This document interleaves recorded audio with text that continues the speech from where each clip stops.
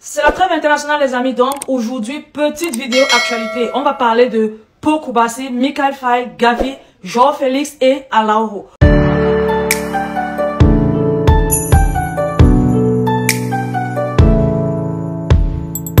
Bonjour à tous, j'espère que vous portez super bien. S'il vous plaît, partagez la vidéo. Partagez-la au maximum et surtout, donnez votre avis sur la situation de Michael Faye. Est-ce qu'il doit être intégré à l'équipe première du Barça ou est-ce qu'il faut faire autre chose? Dites-moi ce que vous en pensez en commentaire, s'il vous plaît. N'oubliez pas de vous abonner. Voilà, hier, on a regardé deux matchs, celui du Sénégal et de l'Espagne. Et dans ces deux matchs-là, deux de nos jeunes défenseurs issus de la Masia ont intervenu. Je vais commencer par Pau Koubassy. Malheureusement pour lui, il n'a pas gagné son match. Mais il est entré à... Il n'a pas été titulaire, il est entré durant le cours de match et il a plutôt fait une bonne performance. Ce qu'on attendait de lui a été vu. Donc, on va dire chapeau à notre gars. On va aussi noter que c'est... Il bat le record du plus jeune défenseur à avoir joué pour l'équipe d'Espagne en match officiel. Il est bien vrai, c'était un match amical, mais c'était un match officiel. C'était un match face à la Colombie, joué en Angleterre. Malheureusement pour l'équipe d'Espagne et pour Pau Koubassy, ils n'ont pas gagné. Et ils ont perdu 1-0. Donc... c'était ça pour lui. Mais par contre, notre deuxième défenseur, Michael Faye, qui joue pour le Sénégal, le Sénégal jouait hier face au Gabon. Michael Faye marque le deuxième but du Sénégal et un but magnifique. Pour ceux qui n'ont pas regardé le match, je vous invite à aller regarder ce but-là. Il est vraiment magnifique. Le jeune garçon était à la moitié de son camp et a donné une belle passe, un beau tir, un boulet de canon en pleine lucarne, a marqué le deuxième but, tir du pied gauche.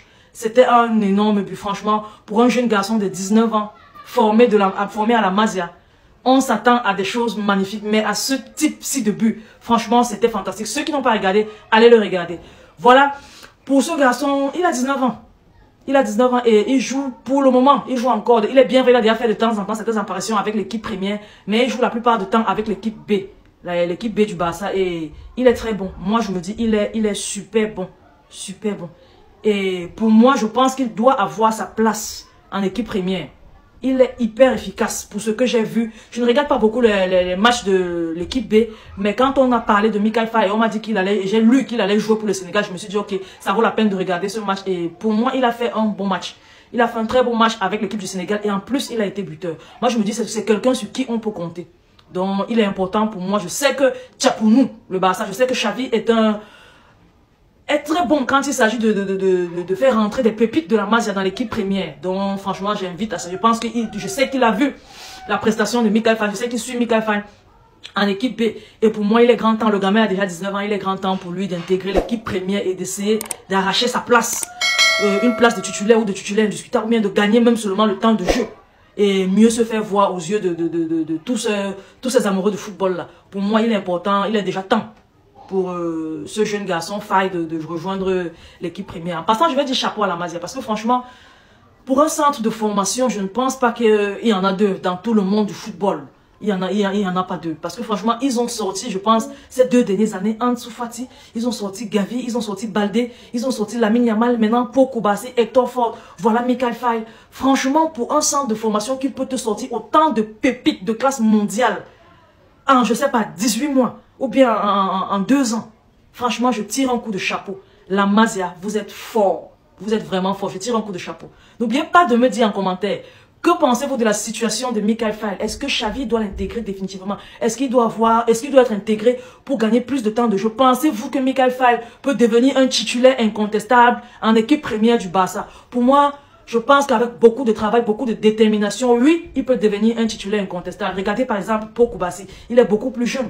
Mais qu'est-ce qu'il fait? Avec la détermination, de l'envie. Qu'est-ce qu'il fait? Il gagne sa place de titulaire. Désormais au Barça, il est presque titulaire. Il est presque titulaire.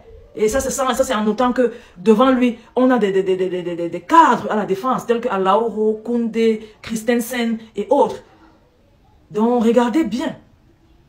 Et franchement, je vais continuer de dire chapeau à la Masia. Franchement, bravo et merci. Vu la situation du club actuellement, la situation financière du club, si vous n'avez pas formé tous ces pépites-là, on sera en train de jouer avec qui? Franchement, merci beaucoup. Voilà, on va partir sur Gavi.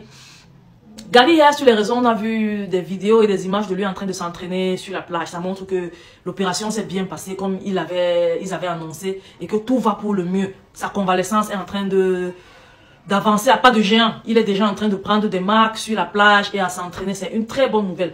Les médias annoncent qu'il sera prêt pour la pré-saison. C'est une bonne chose. Pourquoi? Parce que la pré-saison va lui permettre de jouer certains matchs, d'être rodé, de reprendre le rythme de la compétition, des entraînements et autres, et sera prêt pour le début de saison. C'est vraiment une bonne chose. Là, on va maintenant parler de Joao Félix. Joao Félix, l'Atlético de Madrid veut le vendre. L'Atlético de Madrid veut le vendre au Barça. Mais sauf que le Barça veut l'acheter, mais à 30 millions. Je me demande bien si le Barça... Il est bien bon, on n'a pas l'argent, mais les dirigeants du FC Barcelone l'avouent aussi quand même. Acheter Joao Félix à l'Atlético de Madrid à 30 millions. Vous pensez que l'Atlético de Madrid va vous céder Joao Félix à 30 millions, étant donné qu'eux-mêmes ont acheté Joao Félix à Benfica. Il y a de cela, je pense, 3 ans. À 120 millions d'euros. Quand vous faites 120 millions d'euros de dollars, je ne sais plus trop. Quand vous l'achetez, vous essayez de l'acheter à 30 millions. Est-ce que vous voyez la perte? Il est bien vrai, il a déjà joué pour l'Atlético, je pense, 1 année et demie. Il a été prêté à Chelsea. Cette année, il a joué pour le FC Barcelone. Mais ça va faire 90 millions de pertes. Est-ce que ça pourra être possible? Franchement, pour moi, Joao Félix est un joueur sur qui on peut compter. Étant donné que l'entraîneur Xavi va partir, il y aura un autre entraîneur. Je pense qu'il aura plus de temps de jeu et il pourra bien nous montrer ce dont il est capable, ce qu'il nous a montré durant le début de saison. Et Joao Félix, pour moi, il est un bon joueur et il mérite sa place au Barça. Pour moi, on devait faire plus que ça. On devait essayer de l'acheter définitivement. Le plus tôt sera le mieux avant que quelqu'un d'autre n'essaie de se joindre à la bataille pour l'obtenir. On voit déjà que l'Atlético de Madrid veut le vendre. Je pense à la Saudi Pro League. La Saudi Pro League est prêt à acheter. Mais le joueur ne veut pas aller en Saudi Pro League. Ça, c'est une bonne chose. Le fait qu'il ne veuille pas aller en Saudi Pro League montre que on a encore des chances de l'acheter. Mais pour le moment, la tendance sera sur un prêt avec option d'achat définitive. Donc, c'est l'option d'achat là qui est délicate. C'est ça dont je vous parlais. Le Barça propose 30 millions. Espérons que le Barça trouve assez d'argent pour pouvoir mettre plus d'argent, le prendre sur un prêt et conclure l'achat d'ici l'année prochaine. Donc, c'est un peu ça pour Joao Félix. Maintenant, on va parler de qui? De notre très cher Araujo. Le Barça veut faire offre une prolongation de contrat à Araujo. Araujo, comme tout autre joueur, quand tu vois une prolongation de joueur, ça signifie de contrat, ça signifie une augmentation du salaire. Mais le Barça veut le prolonger sans toutefois augmenter son salaire. Franchement, c'est délicat parce que je doute fort qu'il accepte. Il est bien vrai, le joueur a un seul désir, c'est de rester au Barça, c'est de continuer avec le Barça. Et sans augmentation de salaire, même si lui il veut, est-ce que son entourage va permettre, est-ce que sa famille et ses agents vont l'accepter? Je doute fort que ça sera possible. Donc le Barça n'a qu'à se dépêcher, trouver un moyen, une solution. Je sais que pour les solutions, le board, la direction du Barça est très puissante. Et l'année passée, nous ont montré qu'ils pouvaient activer certains leviers, activer encore des leviers, décanter la situation de Joao Félix et de Araujo, étant donné que le Bayern est prêt. Le Bayern est prêt, ils veulent vraiment ce joueur et aussi, ils ont les moyens de l'offrir un meilleur salaire. Donc la situation d'Araujo est délicate. Mais sauf que il y a une seule chose qui se présente. Si Araujo part, ça ouvre une très grande porte à Michael File. C'est Michael File de rentrer dans l'équipe en équipe première. Mais je ne préfère pas qu'Araujo parte. Il est bien vrai, Michael File est un très bon joueur. Il n'a qu'à venir se joindre à la bataille et essayer en jouant, en se donnant à fond, de gagner sa place de titulaire. Après ça, s'il faut vendre un autre joueur, il est normal, on va vendre. Même je ne pense pas qu'il faut vendre parce qu'il faut toujours avoir un banc profond.